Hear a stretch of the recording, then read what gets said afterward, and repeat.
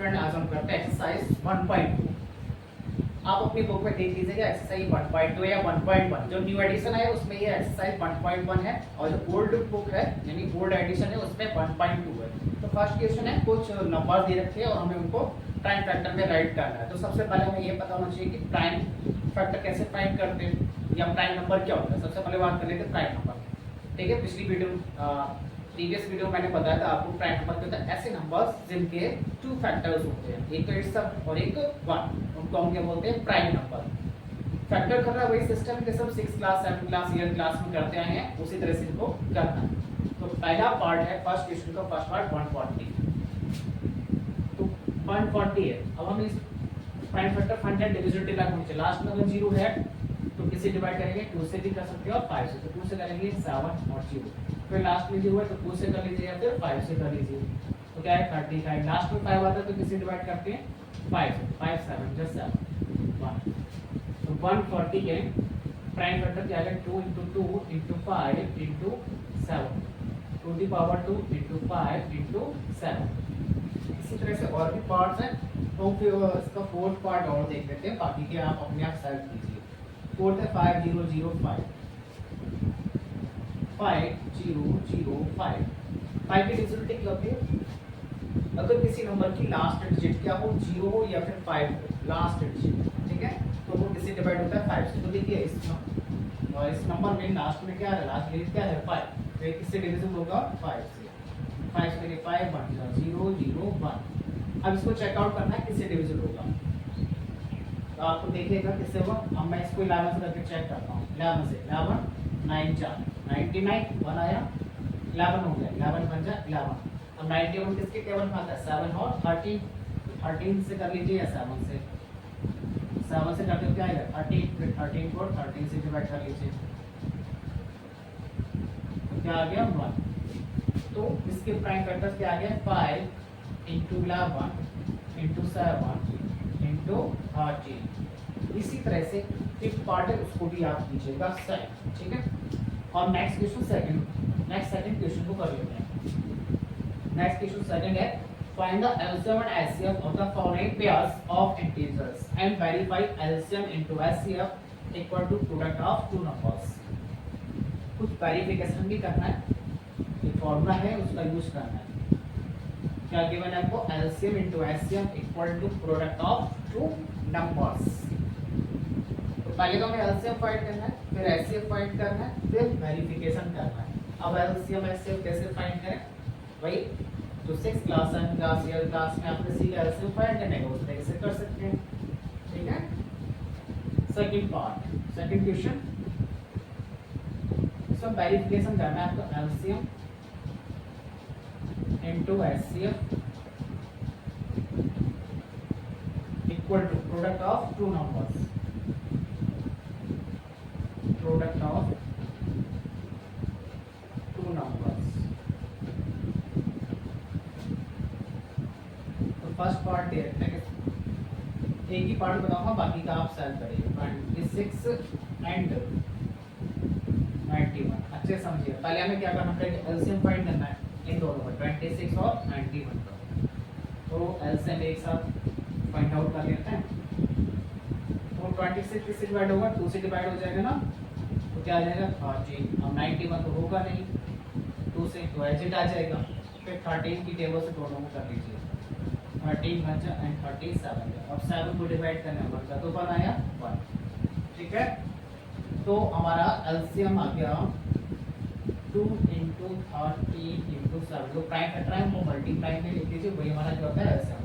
13 2 जा 26 या फिर 37 जा 91 91 × 2 2 1 जा 2 9 2 जा 80।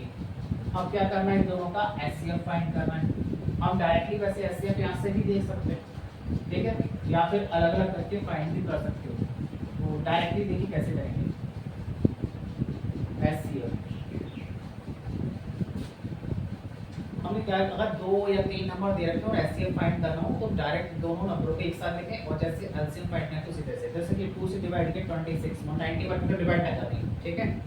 अब 30 से डिवाइड के इसमें भी डिवाइड लगा, इसमें भी लगा, 7 से किया तो इसमें लगा, फर्स्ट वाले में नहीं लगा। तो हमें ऐसे फैक्टर्स लेने हैं, प्राइम फैक्टर जिनसे दोनों नंबर डिवाइड हो रहे हैं। तो किससे डिवाइड हो रहा है? 13 से ये भी हो रहा है, ये भी हो रहा है, तो इसका एचसीएफ कितना आएगा?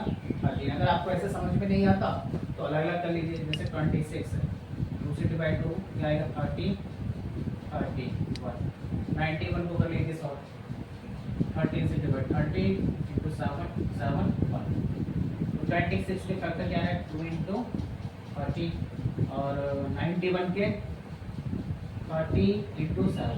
तो अब इनमें आपको कॉमन देखना है, पेयर बन जाना चाहिए इन दोनों में। तो कौन है कॉमन? 30। तो ऐसे देखिए कितना आ रहा है? 30।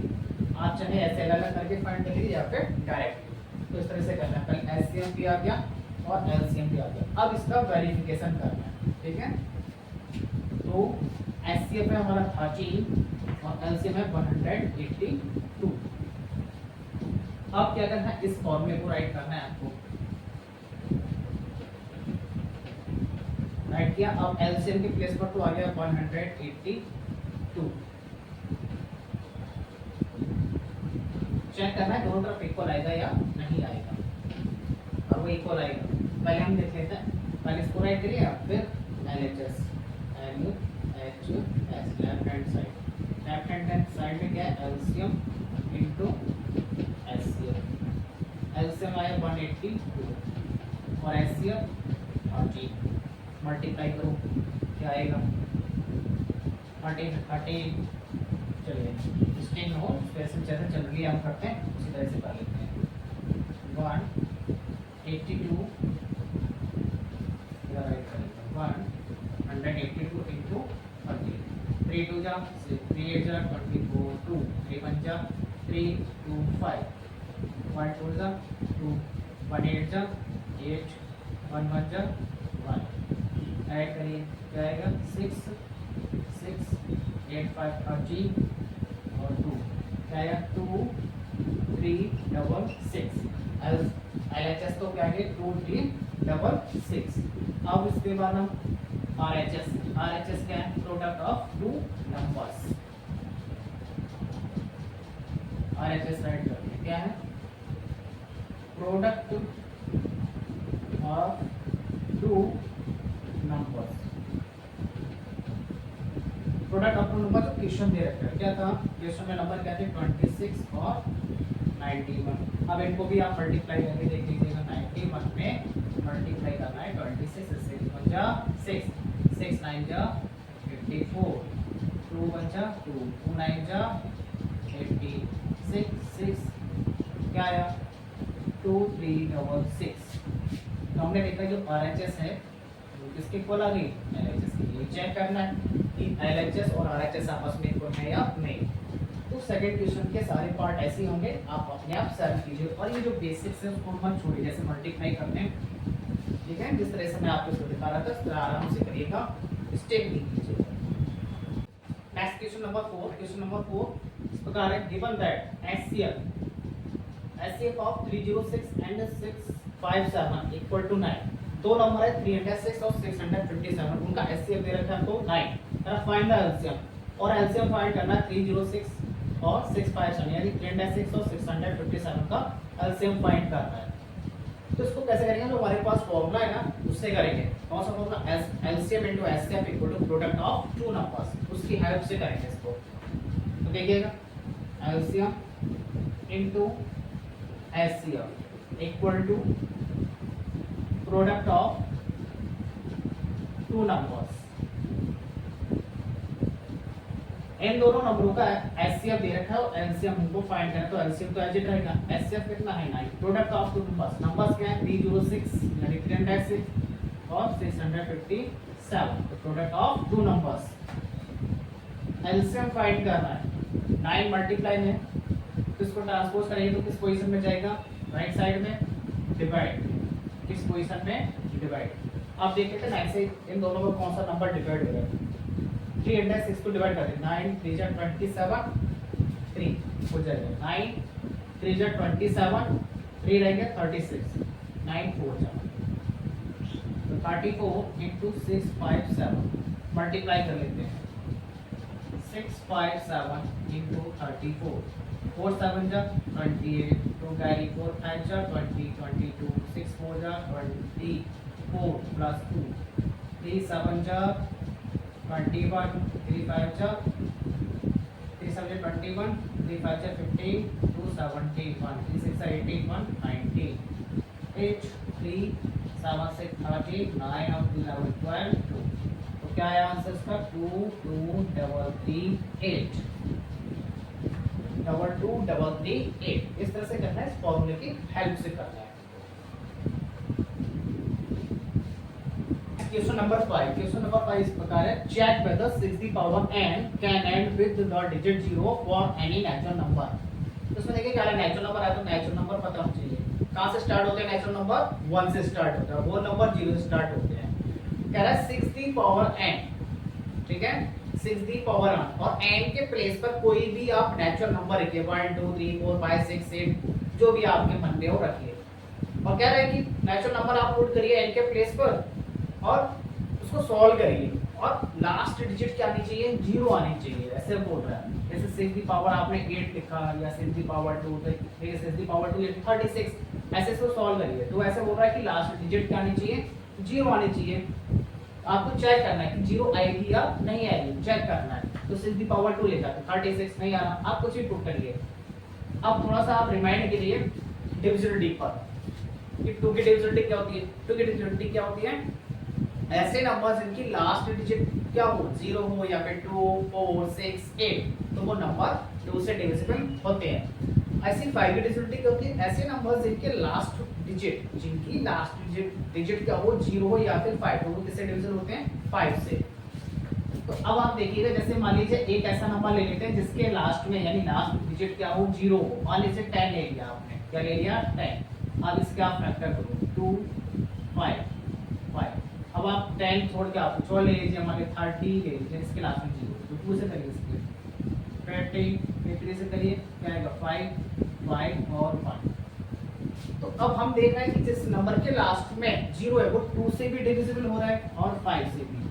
ऐसे 38 2 से और 5, यानी कि अगर ऐसा नंबर जिसकी लास्ट डिजिट 0 है तो उसके प्राइम फैक्टर फाइंड करें तो उसमें 2 भी होना चाहिए और 5 भी, तभी वो नंबर 0 से एंड होगा, अदरवाइज 0 से एंड नहीं होगा। अगर ओनली 2 भी आ रहा है और 5 नहीं आ रहा है तो उसको सॉल्व करेंगे तो लास्ट डिजिट 0 नहीं होगी। तो दोनों 2 और 5 प्राइम फैक्टर में होने चाहिए, तभी वो नंबर 0 से एंड होगा। जैसे अब 6 दी पावर n है, 6 दी पावर n बेस में क्या है? 6, इसके फैक्टर करिए तो क्या आएगा? 2 into 3 दी पावर n। अब देखिए 2 तो आ गया इसके प्राइम फैक्टर में, लेकिन 5 नहीं आया, 5 नहीं आया। अब आप n के प्लेस में कोई भी वैल्यू पुट करिए, 2 3 4 80 90 100 कुछ भी पुट करिए, और आप उसको जस्ट सॉल्व करेंगे ना तो उसकी लास्ट डिजिट आपको 0 नहीं मिलेगी। 6 दी पावर 100 लिखा मैंने, अब इसको आप सॉल्व करिएगा तो इसकी लास्ट डिजिट 0 नहीं मिलेगी। क्यों? क्योंकि 6 की जब प्राइम फैक्टर हम कर रहे हैं तो 2 into 3 आ रहा है, 2 तो मिल गया प्राइम फैक्टर में, लेकिन हमें क्या नहीं मिला? 5 नहीं मिला। क्या नहीं मिला? 5। अगर कोई नंबर लास्ट कोई नंबर गिवन है और उसकी लास्ट डिजिट क्या हो, 0, तो उसके प्राइम फैक्टर में 2 और 5 दोनों ही आने चाहिए। इन दोनों से एक भी नहीं आया तो वो उसके लास्ट में 0 नहीं आएगा। तो अब यहाँ देखिए 6 दी पावर n यानी 6 फैक्टर किया तो 2 और 3 तो आ रहे हैं, बट 2 3 आ रहे हैं, 2 तो आ गया बट 5 नहीं आ रहा। इस वजह से 6 की पावर आप कुछ भी पुट कीजिए वो 0 से एंड नहीं होगा। तो इसको लिख लेते हैं 6 the power n can not and with the digit 0 for any natural number n, because कारण बताएंगे,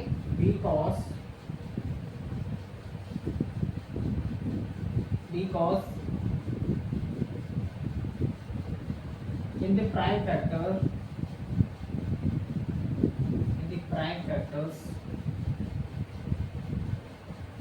of 6 5 6 5 as prime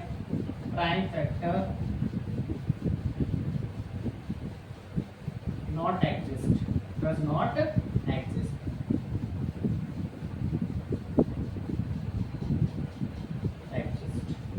कहने का मतलब है जब 6 के हम फैक्टर कर रहे हैं तो उसमें 2 तो आ गया, लेकिन 5 एज प्राइम फैक्टर नहीं आ रहा है, डज नॉट एग्जिस्ट, नहीं आ रहा है 5। तो इस वजह से 6 की पावर n एंड ये कोई वैल्यू पुट करिए तो वो 0 के साथ एंड नहीं होगा।